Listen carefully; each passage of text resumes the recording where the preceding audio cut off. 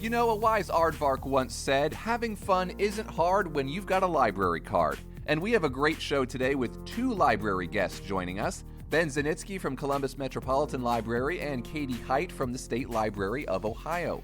We chat about how literacy is so important in our communities and discuss the public health benefits that libraries provide. And if we had biographies written about us, what would our titles be? Find out that and more coming up on Health is Real.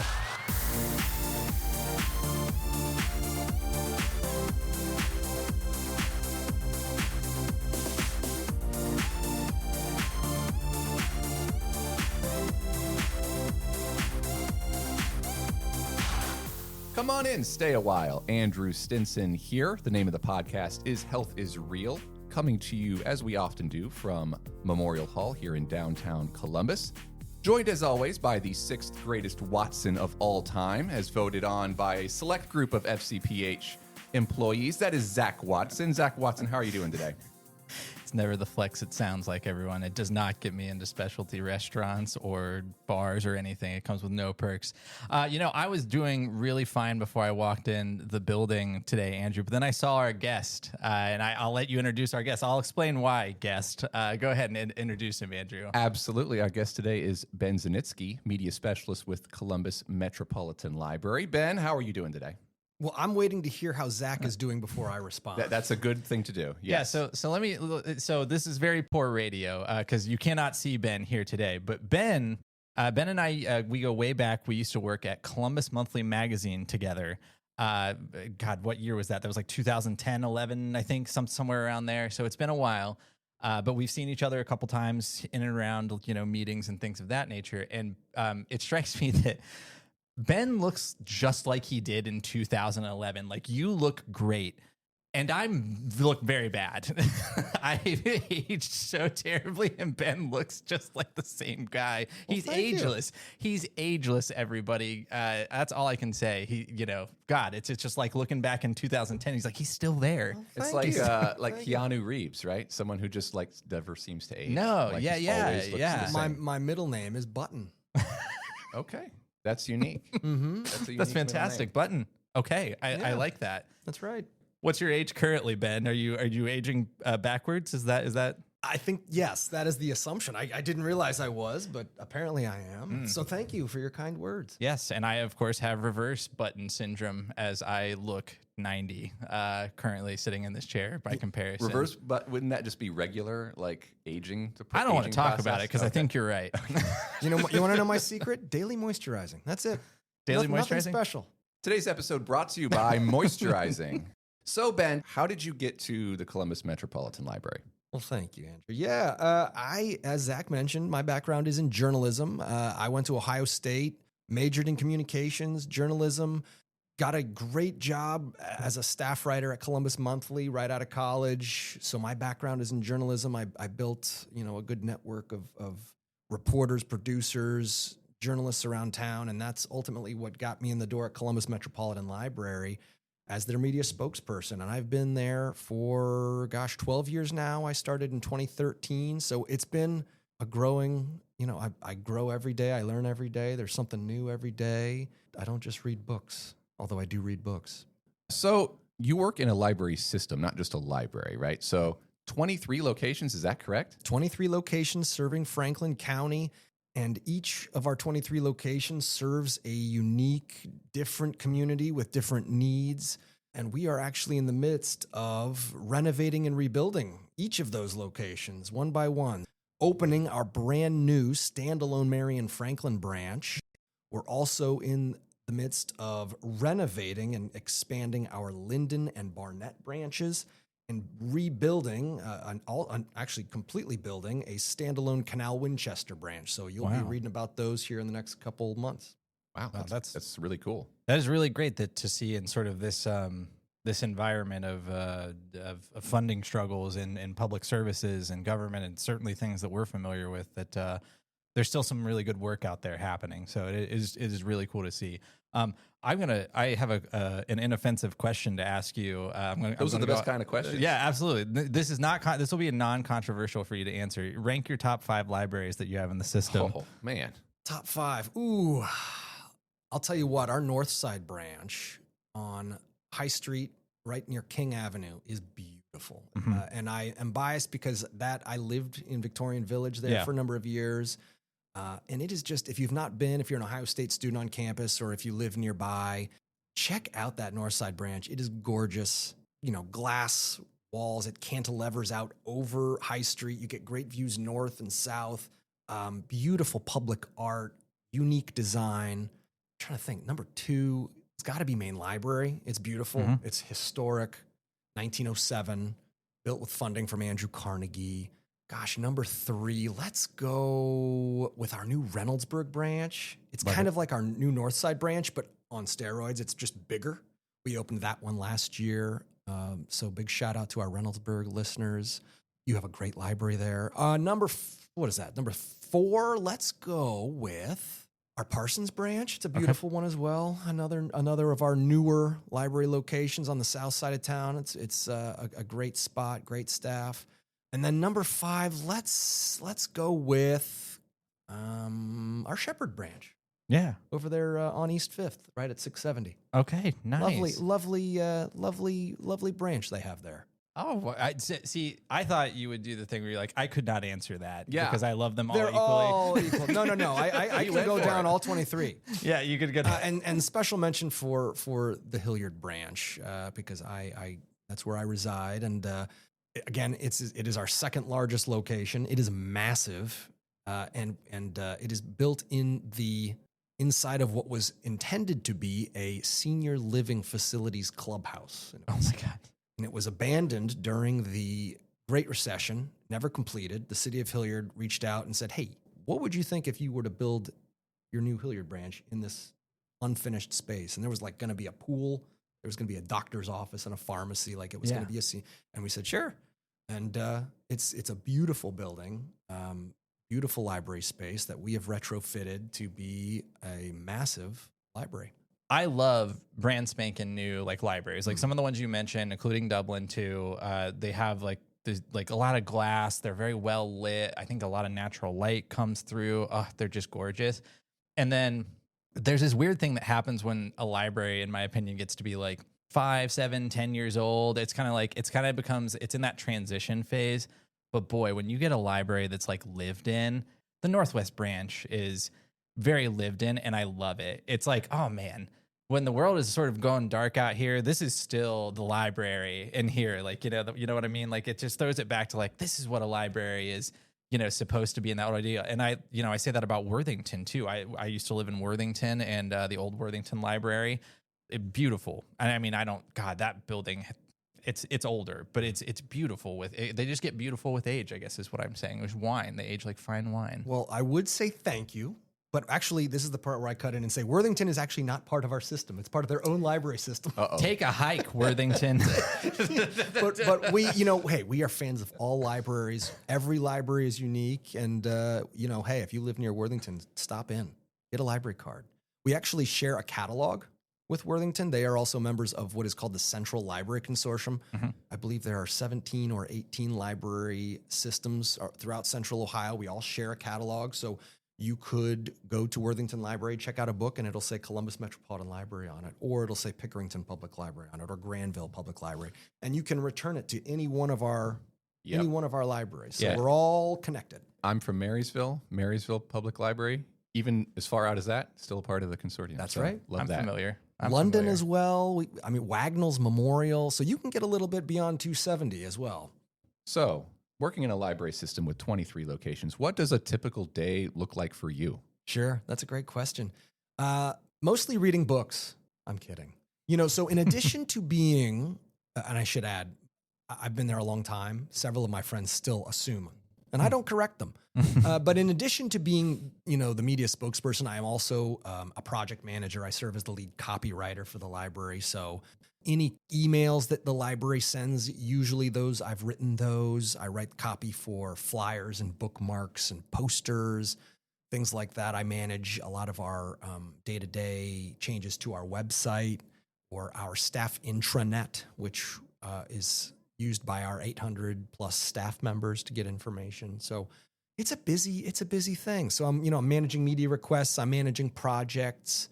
I'm just the other day I was helping our counterparts from the Franklin County Sheriff's Office. They're looking to film a PSA about not falling for scams. So I was showing them some filming locations that they could do, film that in our main library. So no 2 days are the same. And there's always so much exciting things going on. So, I mentioned earlier that we're opening new buildings.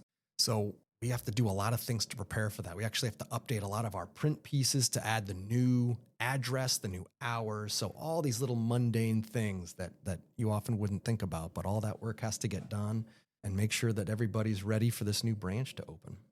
Zach, none of those tasks that he described sounds like anything we do, does it? Sounds very familiar, actually. Okay. Sounds.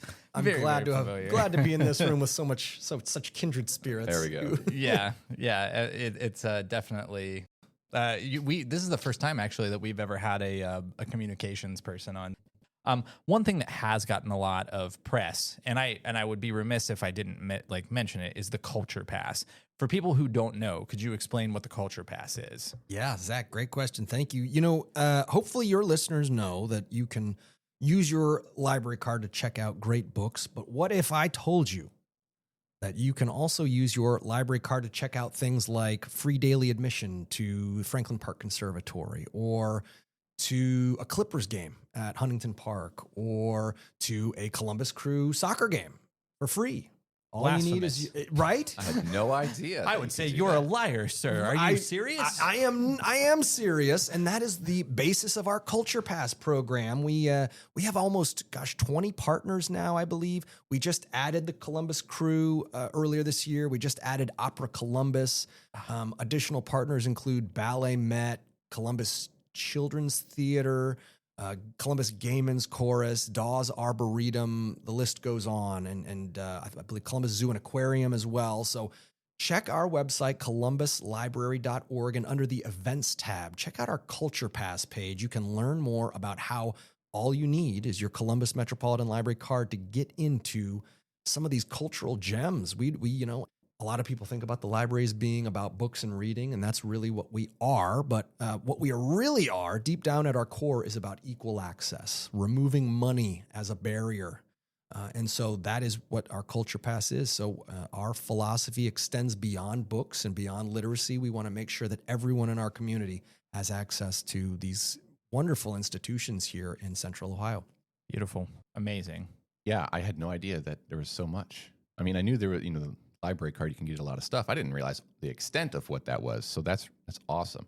Now, our library system is very connected to public health. I mean, libraries operate as cooling centers in the summer when we really need it the most.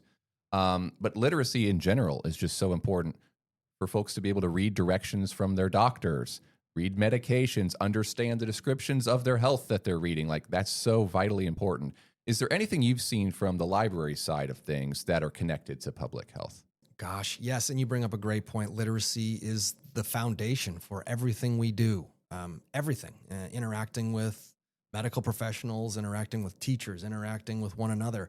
We cannot get a job or apply for a job or write a resume without that fundamental understanding of how to read.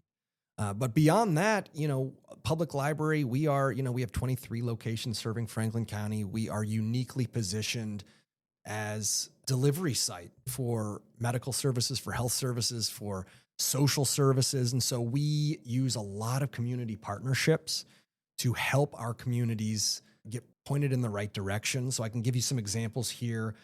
We serve after-school snacks delivered by the Children's Hunger Alliance at 16 of our locations. And we also partner with Children's Hunger Alliance for free summer meals during the summer as well.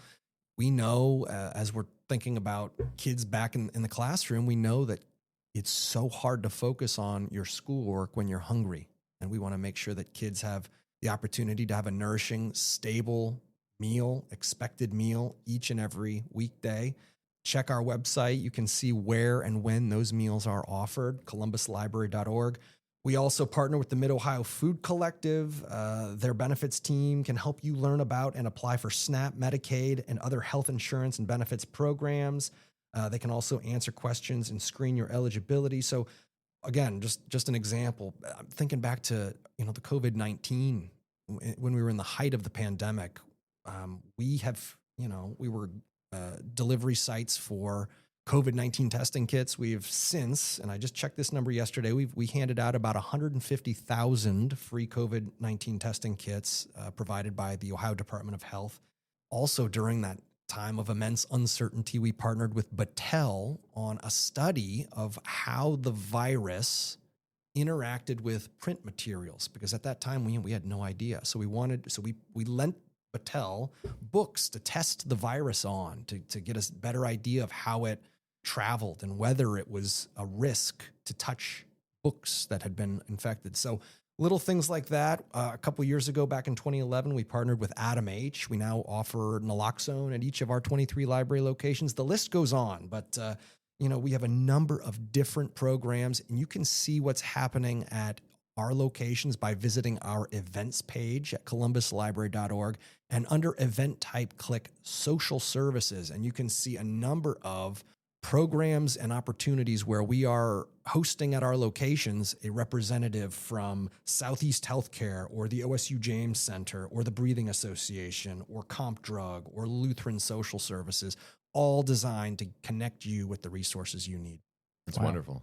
So another thing that we want to talk about, you all recently experienced a quite well-deserved moment of virality. And this is quite, if I'm being honest, I had sort of thought of you as a guest like quite a while ago. And I was like, I don't, the library is a big player here in town and everything. I'm kind of a big deal, Zach. Yes, you are. Absolutely. People know me. The Hummer limo was a little excessive as it pulled into the parking lot, but you know what? I don't judge you. You're a man of the people. And I've always said that about you. That's right. That's right. But if those of you haven't seen it, and I'll let Ben go into it probably more, but you did a social media post on this person, Dan Pelzer, who rented out, books from the library and kept quite a list. Why don't you go ahead and tell them more about it? Sure. So before we go on, full disclaimer, my colleague manages our social media. So shout out to Grayson. But what happened was we, in the summertime, our CEO, Lauren Hagen, received a very sweet email from Marcy Pelzer, who is this gentleman's daughter. And she just wanted to let our CEO know that, my dad just died, and we wanted to let you know how much the library meant to our dad. In fact, he, starting in the 1960s, I believe it was 1962, started keeping a handwritten list of every book he'd ever read, and it was more than 3,000 books by the time of his death. He had just died in July. And most of those, I guess, were checked out at our Whitehall and Barnett branches over on the east side of town. And she just wanted to just say thank you, and just, thank you to the library for giving her dad so much to, read and to enjoy, and to give him so many different ways to reflect on life. And so we took that email and we kind of created a social media post in Mr. Pelzer's memory, and it took off. I mean, it took off. We have had the New York Times reach out, the Washington Post, CBS News, On the Road with Steve Hartman. He came and interviewed our CEO. It was just on the Today Show's website a week or two ago, and it has legs. So we created a web page on our website, linking to that handwritten list that he has. And you can actually visit this online at, I think it's called whatdanread.com. Still, you can see the list. We also have all of the books that he's read that are in our collection, in our catalog. You can see those as well on our website. But yeah, it took off. It's one of those stories. Every now and again, you'll get a story kind of go viral that you're like, wow, I didn't see that coming. This was one that you said, okay, this is an incredible story. And it really resonated with people, and still does. Months later, we put up some displays in our locations, What Dan Read book displays, featuring some of the books included in his reading list. And people are coming from far and wide seeking out these book displays. So it's renewing interest in reading. It's renewing interest in public libraries. And we're so grateful for the Pelzer family for sharing his story with us, and so that we could help share it with the broader community. it's just a story that feels so right, and a story that needed to be told. So I applaud you and your team for doing a great job in telling it. I would love for my legacy to be, he was curious about the world, and to see that reading list, it really reflects that about this gentleman who admittedly I'd never met. But his reading list, reveals so much about him, and it's such a diverse list: nonfiction, fiction, self-help, history, romance. I mean, it's all there, and it's just such a powerful mirror that you can hold up and look at a person through what they read. Yeah. Love it. What a great story. It is. Well, I've created a game. Of course you have. Of course you have. It's not a scary game, but I was going to ask you both.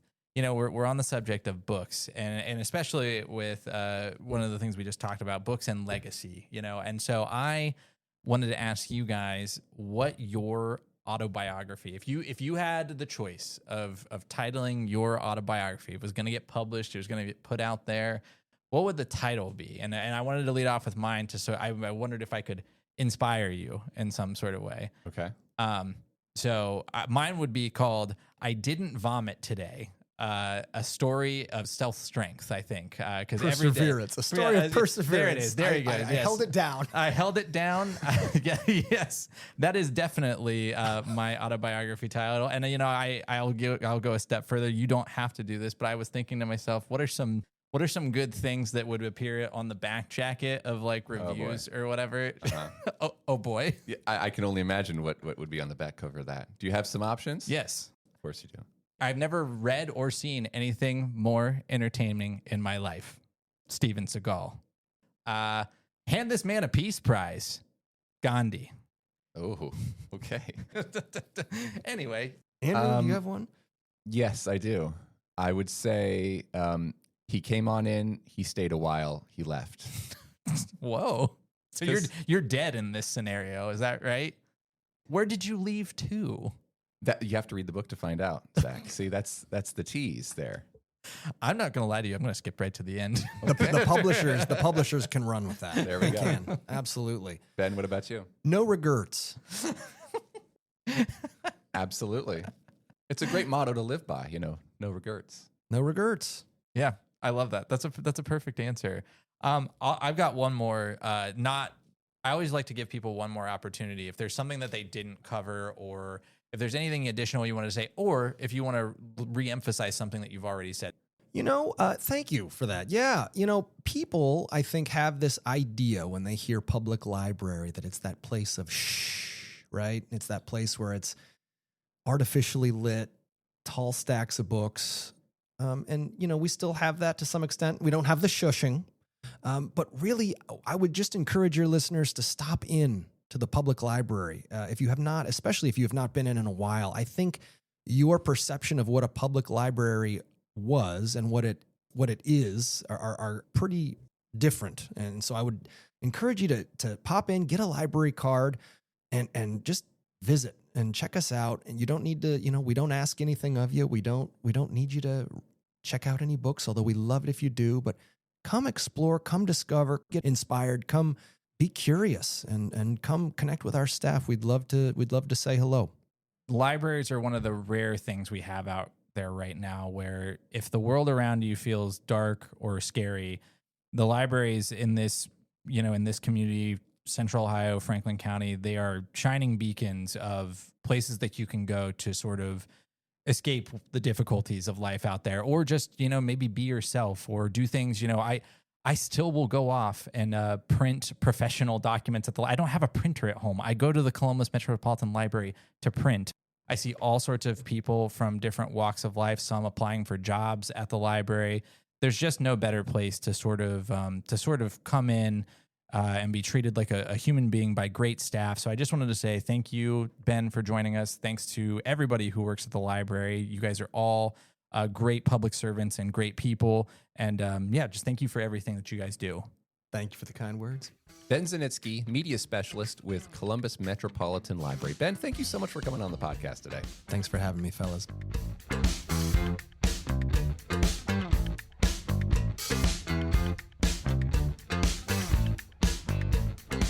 I'm really grateful that we have a wonderful guest here today, Katy Hite, Adult Services Library Consultant at the State Library of Ohio. Katy, how are you doing today? Hey, I'm doing really good. I realized when I pulled up in the parking lot, I have not been in this building since it was COSI. Wow. So good blast from the past. But yeah, I'm doing great. Thank you. It is a cool note. This was the COSI building many years ago. This was COSI. It Yep. was COSI Yep. before they moved. So that's pretty cool. So, Katy, I want to know a little bit about you and your work with the State Library. How did you get into this work, and why do you do what you do? Absolutely. I would love to tell you about that. So I am what now is known as a library kid. I grew up going to the library. I grew up in Grandview. So Franklin County is my home. I grew up in Grandview Heights and was at the library almost every day after school. It's where I did my homework. I was an avid reader.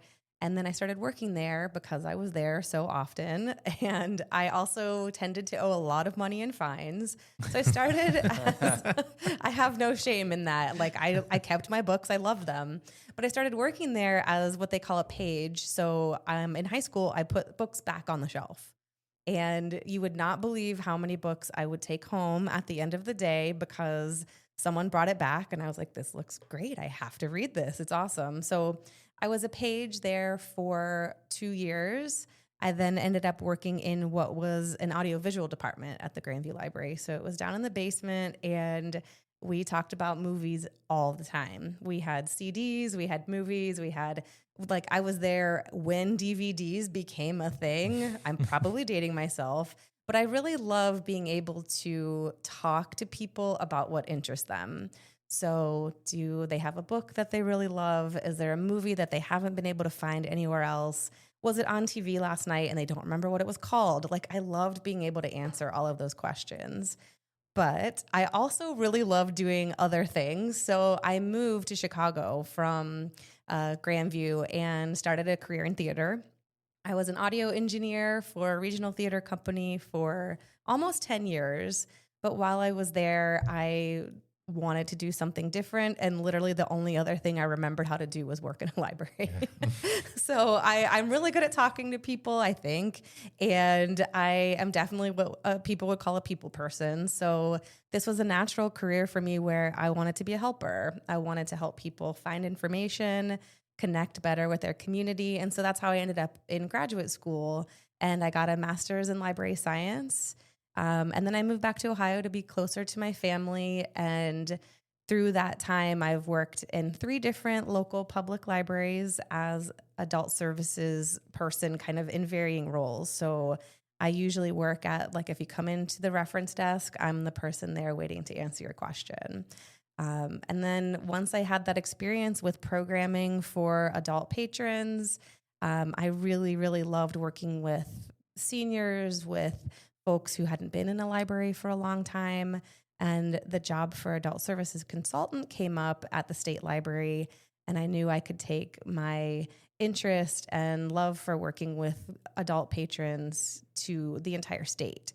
So working as a consultant means I can take some of the things I've learned and help other public libraries with how they can better serve their adult patrons. So this is just one of the few things I do at the library, but being a helper has kind of been my driving force in this move. First off, I love that your story starts, of course, with crime. Of course, as all the good ones really do. Right. But yeah, I mean, you said it yourself. We have a state library, Mm-hmm. so I have to ask, what is the difference between our local branches of libraries and the state libraries? Is there any sort of historical fun facts about it that you can let us know? Sure. So the state library, every state in the United States has a state library. They all function a little bit differently, and this one is really unique. So we have 3 areas that we focus on. We are there to serve the state of Ohio employees. So anyone who works for the state of Ohio, they have access to a lot of research. We also serve Ohio libraries in general. So any academic library, public library, or special collection, we have services for all of them. And then we also serve residents of Ohio. So any resident of Ohio is eligible to get a library card from us, and they can also get a digital card and access the Ohio Digital Library. that is ebooks, audiobooks through Libby, and also our building, which is at 274 East First Avenue here in Columbus. We're open from 8 to 5 to the public. So you can come in and look at our collection. We have, like, one of the things I like to do on my lunch break, this is so nerdy, but I'm super interested in the history of Columbus. We have Columbus monthly magazines that go back to like the 1950s. You can go back and just browse through those if you want. So we have these incredible historical records of the city and of Ohio in general, and also nationally. So we've just got these incredible collections that are just really rich in the history of Ohio and the nation. We have, I don't remember the WPA posters about like growing a victory garden during the war. We have those giant posters in our collection, which are so cool to look at. We just have so many things that we want to give access to that are really historical and really interesting. I want to go back to the Columbus Monthly thing. Yeah. Is that a complete, like you have every issue? So I'm not sure entirely how far it goes up to before they were digitized. Okay. But anything that was print, they're all bound in volumes. So you can just go and pull them off the shelf and research them. I wrote for Columbus Monthly for just a very brief period, maybe like 1 to 2 articles. I was an intern for them, and so I was just like, "Am I in the state?" you're there. I was like, "Am You I might. in the state library?" You might be. Wow. Well, and I was looking, this is again, I'm a huge nerd. I grew up here, and there was a time where my dad designed the artwork for the Columbus Arts Festival for a number of years. And one year he put a picture of me in the poster where I had my face painted with like this huge dragon on it. And I was really looking for that poster. I didn't find it, but I also have no context for when it actually came out. So it's fun though, when you have that little nugget of memory to be like, what can I go back and find? Where can I go to do it? And it's the library. Like 9 times out of 10, you're going to find it at the library. And if you don't find it, you're going to be able to ask someone who can find it for you. Yeah, absolutely. And I know you brought this up already, but talk to us about programming. Did you have any programming there that people might find interesting? Sure. So it's a little bit different than what you might be used to at the public library. So we do host things like traveling exhibits. We have displays that come through from the National Network of Libraries of Medicine that will be relative to public health. But we don't do programming like you might think at your public library. What we do is we support programs at public libraries. So we administer the Grants to States program, which means that we get the federal funding for Ohio and we distribute that through grants. So a lot of the programs at your public library may in some way be funded from that. Gotcha. And I like library programming is where my heart lives. I love seeing what unique things libraries can come up with for their community. It's very cool. Love it. It's kind of like a mix of a library and like a museum with Yes. all the history that's there. We've already talked about some of the interesting things that the library has. Is there any other items that you've got ready to tell us about? I do. So we have a huge rare books room. That one is not as open to the public, but we do have researchers that will come in and take a look at some of our collection. There are manuscripts that are from like the 15th century. It's really wild how far back some of the things go. But one of my favorite things is we have a crate of books. The crate is original to the time, which was probably about 1910. And it was that year's version of a bookmobile where books would be packed into these crates and then traveled across the state. So they might go to a rural county and this school would get a full collection of books to use for, that lesson or maybe that semester. And then they would get packed back up and traded out for another set of books. So we were kind of early adopters of a bookmobile or library delivery. And we have one of those crates on display that is full of all the books that were originally in it that would then travel. I also saw one of those at a public library I visited this summer. The Brumback Library also has a crate full of the original books that are over 100 years old now. And they would just travel to a library or a school and let them use those. So we were kind of a traveling library before that was really a big thing. Ohio really innovated that traveling notion of bringing titles to rural communities. Very interesting. Absolutely. Absolutely. And when we talk about libraries and literacy, we have to talk about the public health implications of that and why literacy is so important. So just a few examples of that is, libraries operate as cooling centers, many of them in the summer months. It's very helpful for folks. Making sure everyone can read the directions from doctors and medication, understanding, descriptions of your health. Is there anything you've seen from your side of things connected to public health and literacy? Sure. I do have a handful of things that I've been thinking about, and I actually wrote a few more down when I walked into your lobby today because I was like, libraries really do a lot of this work and are great partners in public health, I think. One of the reasons is because a library in a community is a trusted place to go. It is a centralized location, and the folks that go there, they know they can trust the staff to help them find information.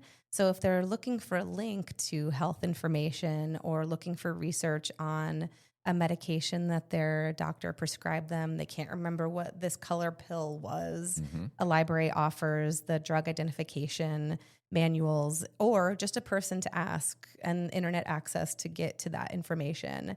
But libraries are also excellent public health partners in the harm reduction realm. I know a couple libraries in our state have harm reduction vending machines, so they'll vend Narcan. They have hygiene kits that they'll give out. Libraries partner with the Red Cross and the American Heart Association to make blood pressure cuffs available at the library, even to take home with you and have on hand. So libraries are really invested in healthy communities and having as many folks as they can access as much information as they can. Fall prevention is also a big thing for libraries. Many libraries will offer fall prevention courses or demonstrations because we are invested in keeping our communities as healthy as possible. Well, that's great.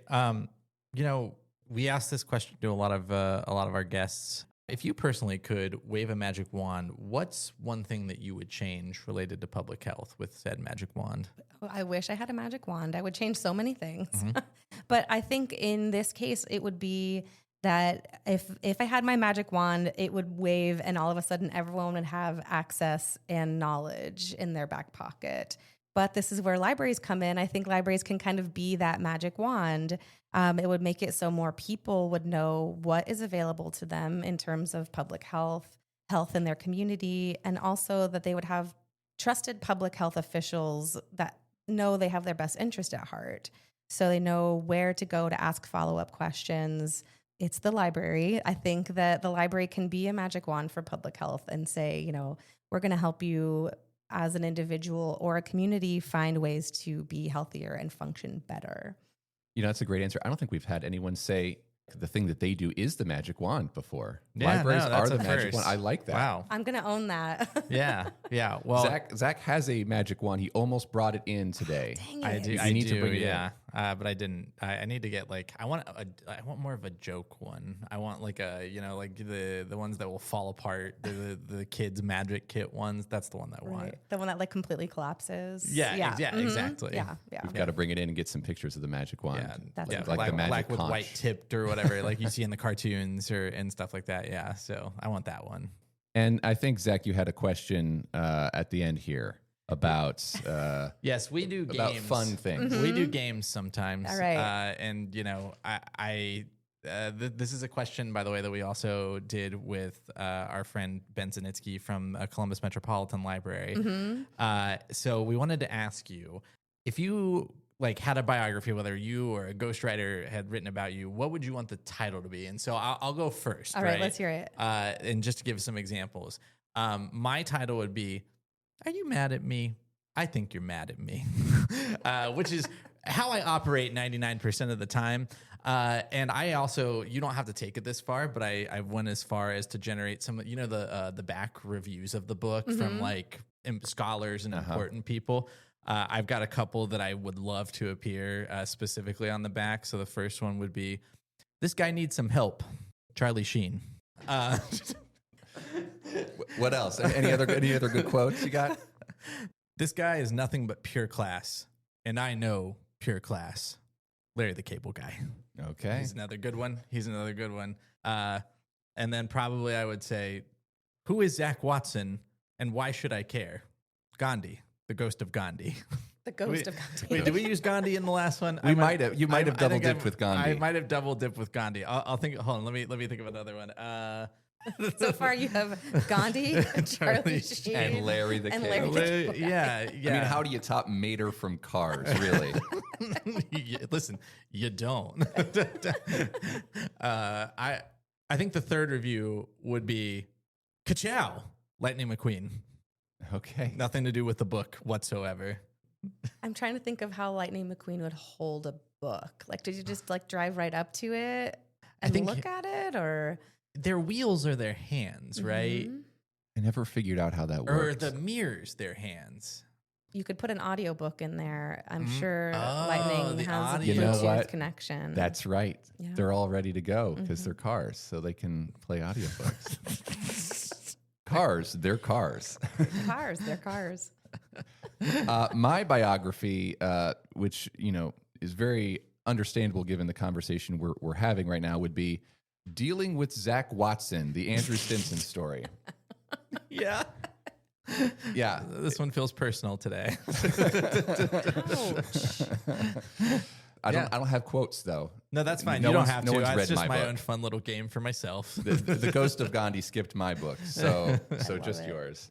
I'm really bummed that I think Mindy Kaling took my title, which was Is Everyone Hanging Out Without Me? Which I really like. I'm really into the celebrity memoir title, but I have to steal from a former boss that I think is really cheesy. And, I hope this biography actually never exists, but one of my favorite titles was There's No Quit in Katy. And, it's kind of true. Like, I've sort of reestablished myself or reinvented my career a couple of times over. And, if I have an idea, I'm going to run with it. So that would be my title, I guess. That's what I'd go with. I like Love that. That's a good title. Well, listen, I know we're wrapping up, but before we do, I do just want to say, thanks. We relayed a similar message to our friends at the Columbus Metropolitan Library. So I want to say thank you for everything that you and the team at the State Library does. Libraries are, all of them are important. They're centers and beacons of light and knowledge in times that are particularly dark. And I think that we should celebrate and uplift and appreciate all library staff.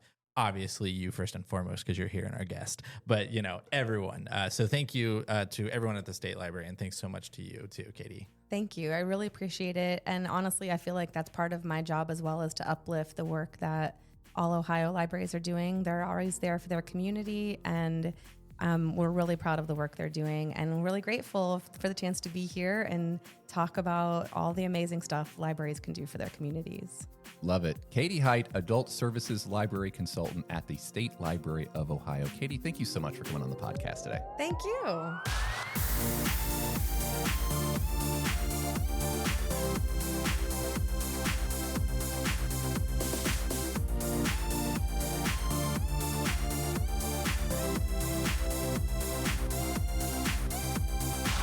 Thank you for listening to the Health is Real podcast from Franklin County Public Health. We want to hear from you. Email us your thoughts at fcph@franklincountyohio.gov, and we might respond on a future episode of Health is Real. And also be sure to follow FCPH on all social media platforms for the latest updates.